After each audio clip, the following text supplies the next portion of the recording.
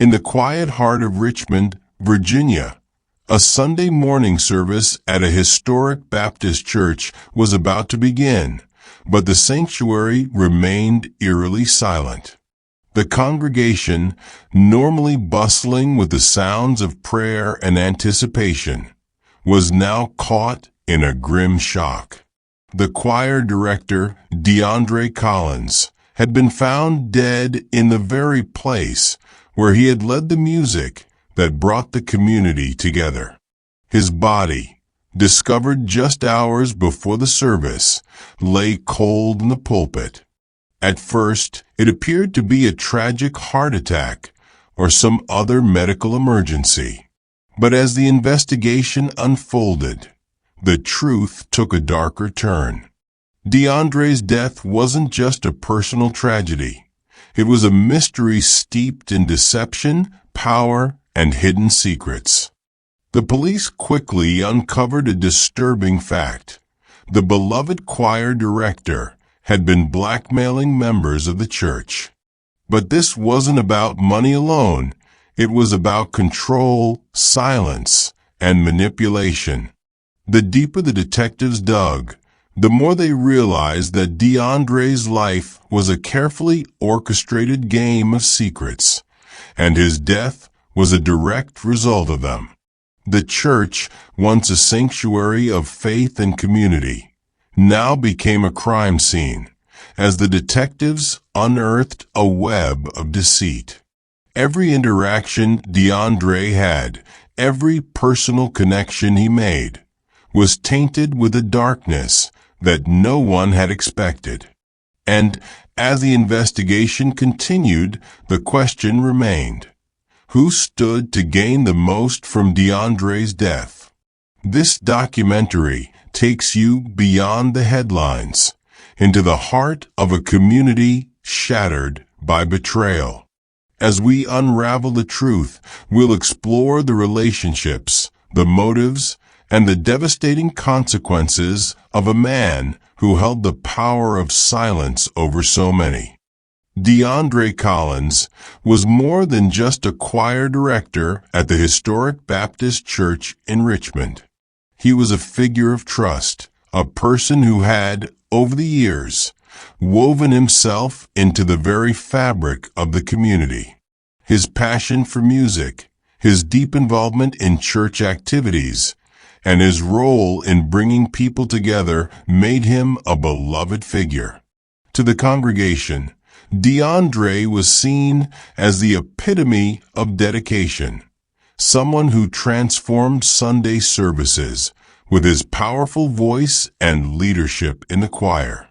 However, as time went on, there were murmurs, whispers from behind closed doors.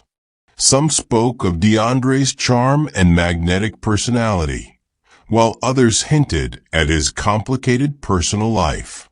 He was a man with many layers, but beneath the surface, there were growing concerns about his relationships with certain church members. His connections were more than just professional. They crossed into personal territory, and what seemed like harmless friendships often blurred the line into something far more secretive. Though few truly knew the extent of his influence or the darker side of his dealings, DeAndre's ability to keep things hidden was both his strength and his downfall. As his power grew, so did the web of secrets he spun, each one more dangerous than the last. In his mind, those secrets gave him leverage, something to hold over others when he needed it. Little did he know, his ability to control the narrative would soon cost him everything. This is where the story takes a darker turn. Join us as we delve deeper into DeAndre's life and explore the complicated, often toxic dynamics that led to his untimely death. With every revelation, we uncover more than just the surface story. We explore the heart of a man who was both revered and feared, and how his death became a catalyst for a much larger unraveling. To hear the full investigation and learn more, make sure to subscribe to Beyond the Evidence. Don't miss the chilling twists and turns that will leave you questioning everything you thought you knew about this case. DeAndre Collins was no stranger to the complex dynamics of church life, but his role within the congregation was one that went far beyond music. As choir director at the historic Baptist Church in Richmond, he was a person of influence. The congregation respected him, and the choir revered him. But it was clear to some that his connections were not purely professional. DeAndre had the ability to be both a friend and a powerful figure, someone who held the pulse of the church and understood its deepest secrets. It was a position that gave him access to a range of individuals, from the church's leadership to influential members of the community.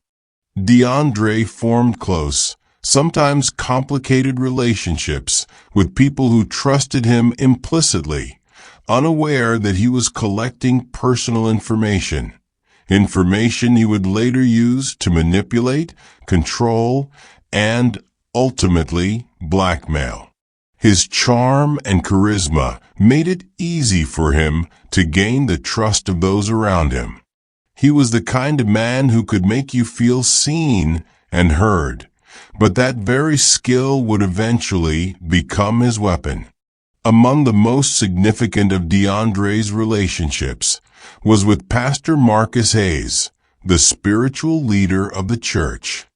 The two men had known each other for years, and while their bond seemed rooted in respect, there were underlying tensions. Pastor Hayes, a man who had built a reputation for his dedication to the faith, found himself in a precarious position.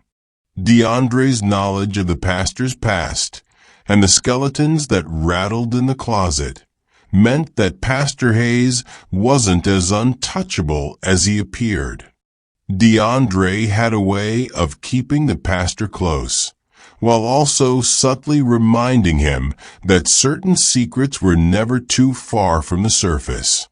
Then there were the choir members themselves, some of whom had grown particularly close to DeAndre. One in particular, Michelle, had been with him since she was a teenager. She was dedicated to the choir, and over the years, DeAndre had become a mentor and confidant to her. But like many others, Michelle was unaware of the way DeAndre's influence could turn manipulative. His involvement in her life wasn't just about nurturing her musical talents. It extended to a more personal level, one where DeAndre played a pivotal role in shaping her relationships and decisions. However, it wasn't just the women who felt the power of his manipulation. DeAndre's relationships with the men in the church were equally complex. A few close friends, including some influential church members, had a more complicated dynamic with him. They had shared secrets, personal indiscretions, financial troubles, and infidelities, and DeAndre kept track of it all. Over the years, these men would come to realize that their relationships with DeAndre were more transactional than they had ever imagined. But by the time they figured out, it was too late. They were already caught in the web of his blackmail. As much as DeAndre seemed to control the church's emotional core, he was also being watched. A few individuals sensed something was off, the way DeAndre could make people feel indebted to him, the way he used knowledge as currency.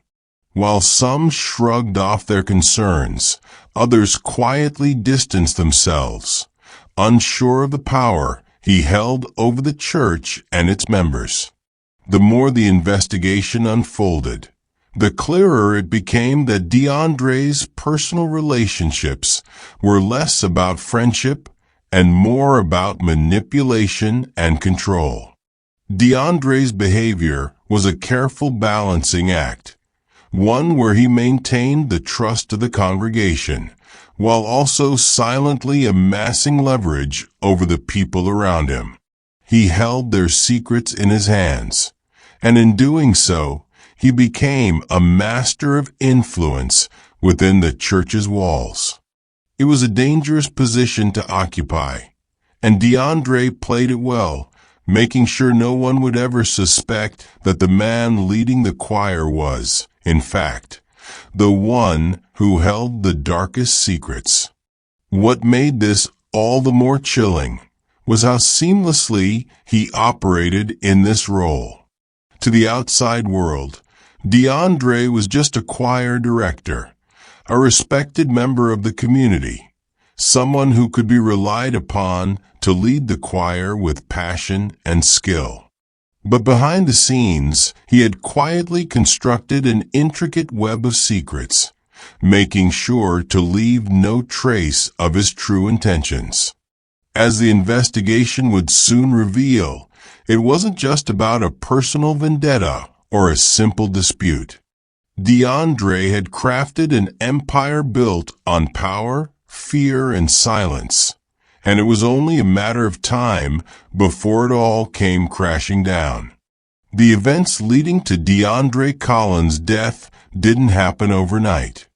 In the weeks and months leading up to his tragic end, subtle signs of trouble had begun to surface. For those close to him, the warning signs were there, though few recognized them until it was too late. It started with minor tensions, strange, unexplained absences, cryptic comments, and small, seemingly insignificant changes in his behavior that hinted at deeper issues. But for a man who had expertly kept his personal life behind closed doors, these signs were easy to overlook, especially for those who wanted to believe the best in him. DeAndre's grip on the church community was strong, but cracks in his carefully constructed persona began to show. His personal relationships started to fray, and those who had once trusted him began to feel uneasy. Several of the choir members, including Michelle, noticed that DeAndre was more distant than usual. He became preoccupied, constantly on edge, as if waiting for something to happen, or perhaps dreading it. But it wasn't just those in the choir who sensed a change. Pastor Marcus Hayes, who had always maintained a strong professional bond with DeAndre, found himself growing increasingly uncomfortable with their interactions. The pastor could feel a shift in the air, a sense that something was amiss within the church, but he couldn't quite put his finger on it. It was clear that DeAndre's blackmailing scheme was beginning to unravel. He had been threatening people for months, using the secrets he knew to manipulate them, but the stakes were growing higher. Some of his targets had begun to push back. There were whispers of defiance, quiet talks among the members of the church who were being coerced. It was only a matter of time before someone desperate and fearful would make a move to expose him, to fight back, or even to act out of sheer self-preservation. For DeAndre, the pressure was mounting. He was no longer in complete control of the situation he had so carefully orchestrated. The secrets he had once used as leverage were now becoming liabilities, and those who had once feared him were now realizing they had little to lose. As DeAndre became increasingly erratic, some of his closest allies began to distance themselves from him, sensing that he was losing his grip on both himself and the people around him. Though no one could have predicted the exact moment when DeAndre's life would be cut short. The tension had been building for months. His own actions, manipulating, controlling, and blackmailing, had created a volatile environment, one where his life was in danger not from one person, but from many. Each threat he made, each secret he exposed, only raised the stakes. It became apparent that DeAndre's life was a ticking time bomb, and it was only a matter of time before someone would act to silence him permanently. As the investigation into his death would later reveal, the signs were clear in hindsight. The odd behavior, the growing mistrust, and the strange, unexplained events all pointed to one inescapable truth. DeAndre's web of control was crumbling, and with it, the man who had once seemed invincible. The question wasn't if he would meet his end, but when and at whose hands. By the time DeAndre's body was discovered in the church, the damage had already been done. The pieces of his manipulated world were starting to fall apart, and the church community was now left to pick up the pieces. As investigators began to peel back the layers of his life, it became clear that DeAndre's death was not a random act, but the inevitable outcome of his own making. As DeAndre Collins' carefully constructed empire of secrets began to crumble, the pressure on him intensified. His once undisputed control over the church community started to slip as cracks in his facade grew wider. The network of blackmail and manipulation that DeAndre had meticulously built over the years began to unravel, and with each new revelation, his life became more precarious. It was no longer just about managing his secrets. It was about containing the fallout from those secrets. And as he scrambled to keep the situation under control, he unwittingly set the stage for his own demise. In the days leading up to his death, DeAndre became increasingly erratic, his behavior more unpredictable. Those closest to him, especially the members of the choir, noticed the change. He became irritable, snapping at them over minor things. But it wasn't just his temper that was concerning. It was the underlying tension he carried with him wherever he went. He was a man who had always thrived on controlling the narrative, but now he seemed to be losing his grip on both himself and the people around him. The blackmail, which had once been a tool DeAndre used with surgical precision, had become a double-edged sword. He had used the knowledge of his target's secrets to manipulate them for his own gain, controlling them through fear, coercion, and threat of exposure. But as his influence waned, so did the fear that had once kept those he controlled in line. DeAndre's manipulations were no longer enough to hold the people around him in check, and some began to fight back. One by one, his targets began to push back against the pressure he had applied to them for so long. Some threatened to expose him. Others considered taking legal action, fearing the consequences of his blackmail. But perhaps most dangerously, there were those who no longer feared him, who saw his manipulation for what it was, and realized they had nothing left to lose. This was the tipping point. It was no longer just a question of secrets. It was a matter of survival. The individuals DeAndre had once controlled were now positioned to take action, and the tension was palpable. DeAndre, cornered and facing an uncertain future, knew that the walls were closing in. His actions, his web of lies, and his growing paranoia had brought him to this dangerous precipice. But it wasn't just his enemies who were closing in on him. It was also the sense of inevitability that loomed over him.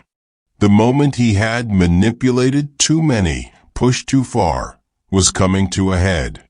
While DeAndre had spent years playing a game of power, control, and manipulation, he was now playing against forces he couldn't control. The quiet whispers of betrayal that had been murmured behind his back now threatened to bring him down. Those he had blackmailed and manipulated now saw him not as a revered leader, but as a threat, a man who held their darkest secrets, but was no longer able to protect them from the consequences of his own actions. The investigation into DeAndre's death revealed that in the final days of his life, he was consumed with fear. Fear that the walls he had built to control the church community were about to come crashing down. He knew the truth. His death wasn't just a random act. It was the result of the very system he had created. His manipulation, his power over others, had pushed them to the brink. DeAndre had become a man who had built his entire life on secrets, and now those secrets were about to destroy him. In the final moments of his life, DeAndre's fate seemed almost inevitable. The very people he had once held in his grasp were now the ones who had the power to silence him for good. It was clear that his death wasn't about a single personal vendetta or a lone act of violence. It was the culmination of a long process of manipulation, betrayal, and power struggles that had been brewing for years. As investigators pieced together the timeline of events, it became clear that DeAndre's death wasn't a random act of violence, nor was it an act of passion. It was an act of survival. Someone, or possibly multiple people, had seen an opportunity to rid themselves of the man who had held their lives in his hands for so long. DeAndre had become the very thing he feared the most, a liability. His murder wasn't a sudden or impulsive act. It had been building for months, driven by the fear and desperation of those who had lived under his control. They had reached the breaking point. And DeAndre, once the master of manipulation, had failed to recognize that the power he wielded was no longer in his hands. The question remained, who was responsible for his death? Was it one of his many victims, seeking to end the torment he had caused? Or was there more to the story? A deeper conspiracy rooted in the very church DeAndre had served for years? As the investigation delved deeper into the relationships and dynamics surrounding DeAndre, the answers began to surface. But with each new piece of evidence, the story grew more complicated, and the motives behind DeAndre's death became murkier. What was clear, however, was that his death was the tragic consequence of a web of lies, power struggles, and a dangerous game of manipulation that had spiraled out of control. The discovery of DeAndre Collins' body sent shockwaves through the tight-knit community of the church. It wasn't just the suddenness of his death that left the congregation reeling. It was the sense of betrayal and fear that lingered in the air. DeAndre had been a trusted figure, a man who had dedicated years to leading the choir and serving the community. To find him dead, hours before the Sunday service he had been so devoted to, was a blow that no one had prepared for. In the immediate aftermath, the congregation's grief was palpable.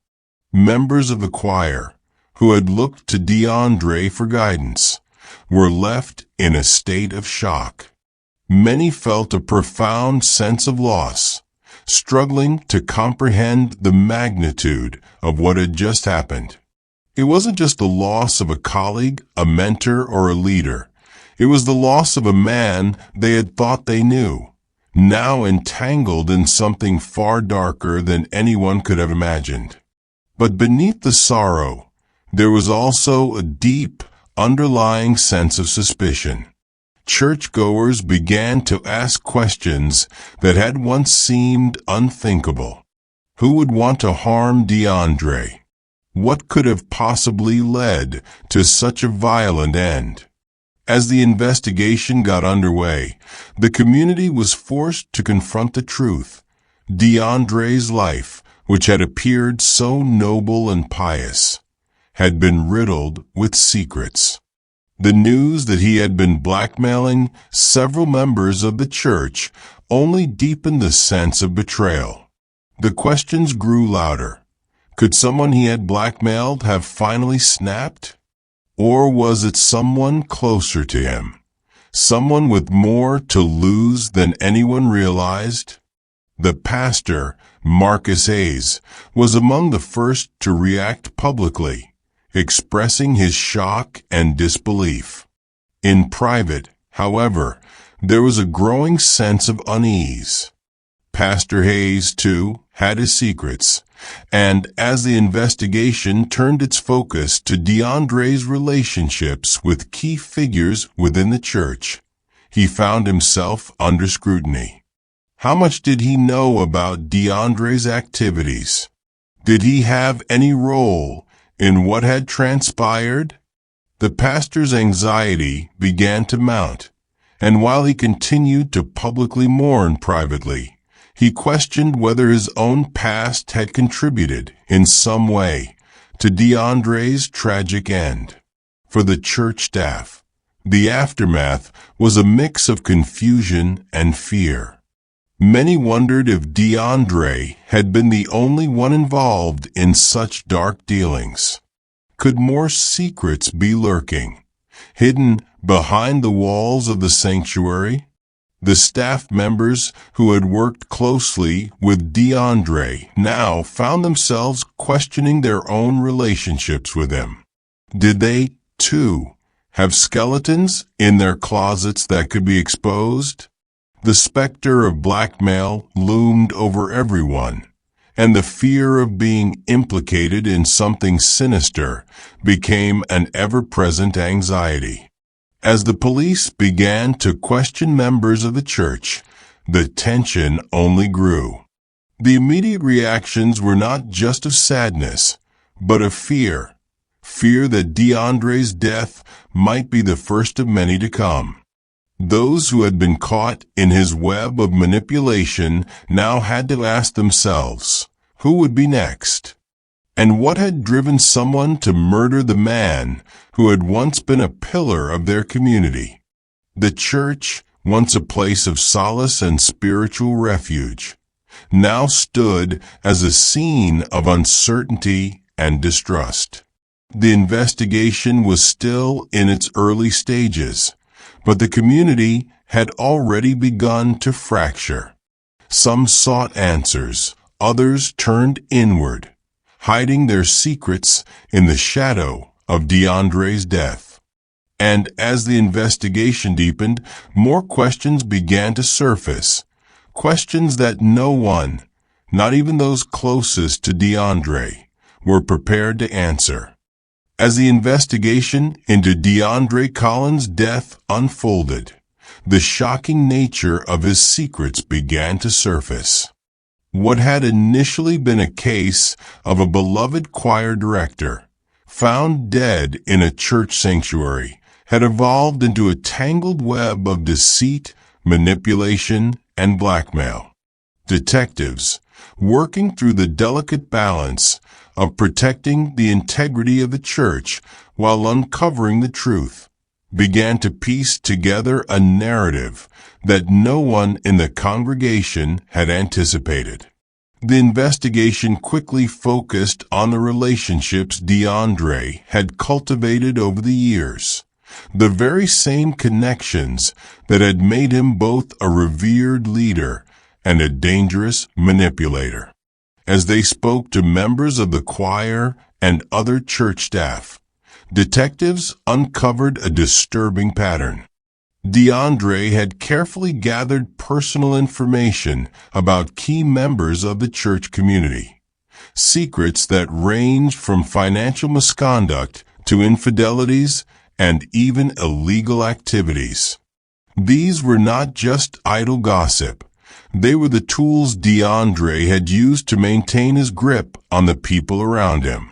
Through painstaking interviews and the analysis of church records, it became clear that DeAndre had used this information to his advantage.